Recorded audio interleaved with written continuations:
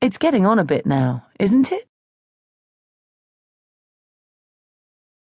Thursday, the 12th of March, 2009. Finsbury Park, North London. 11:30 p.m.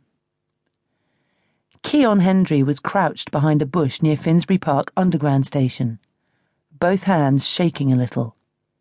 His heart was racing in his chest, and he was so nervous he felt like he might lose control at any second. He was also acutely aware that he felt completely and totally alive. "So, you know what you have to do, right?" whispered Steve Jeffrey, wiping a layer of sweat from his pale forehead with the sleeve of his fake navy Barber jacket. His eyes were glazed from an afternoon of weed puffing at the recreation ground nearby. It had been a wet spring day, and the clouds of sweet-smelling smoke had floated away like unwanted balloons, absorbed by the rain. Keon screwed his nose up slightly and took a good sniff of the damp air around him, not knowing what to say. His black tracksuit bottoms were far too big for him, and he yanked them up at the back. He was unsure of how it had ever got to this stage. Recently, things had got a little out of hand among his schoolmates. Some of them had always carried knives, just small ones, the kind you might take camping and only ever end up using to cut the string between the sausages. He himself was quite at home with the switchblade he normally had in his pocket. He forgot it was there, usually. But then the knives had got bigger. Mothers all over North London must have been wondering where their kitchen utensils were disappearing to. Even so, no one intended to actually use them. Or at least, that was what Keon thought. But he was starting to wonder if maybe he was a little naive. It was just that the more boys were carrying knives on the streets, the more you needed one. And if they got one that was bigger, then you had to upsize too. It was just the way modern-day life was. It wasn't his fault. At least, that's what he'd told himself, to try and make it okay in his head. Keon shifted uncomfortably on the cold concrete, bringing his left knee down beside his other so that he was kneeling now.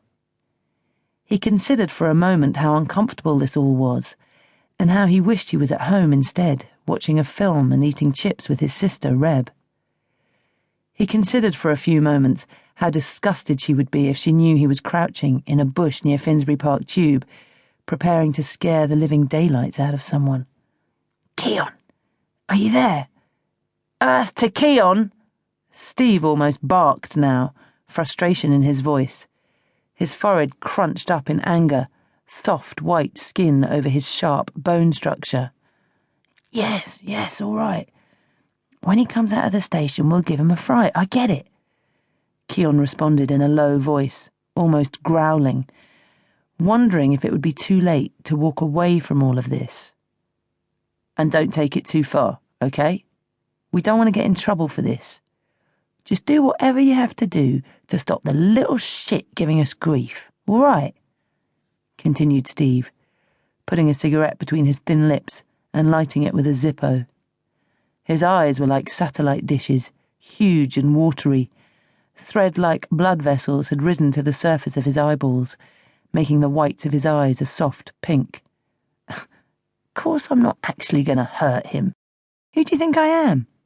said Keon, unconsciously running his index finger over the cold, smooth metal that was pushed against the soft skin of his stomach by the band of his boxer shorts. He felt his heart rate pick up again. He might not be planning to hurt Ricky Watson, but he knew that this was definitely wrong. This was the kind of very bad behaviour that would make his mother go to church more often and cry a lot. He couldn't believe how much he got away with behind her back. It brought shivers of guilt over him every time he thought about it. How often he would roll home with the munchies stoned out of his brains, and how his mother would nod and smile with pride, commenting on how he was a growing lad, while he ate so much pasta he nearly burst. Keon, however, had always managed to sidestep serious trouble, somehow, while still hanging out with the bad boys.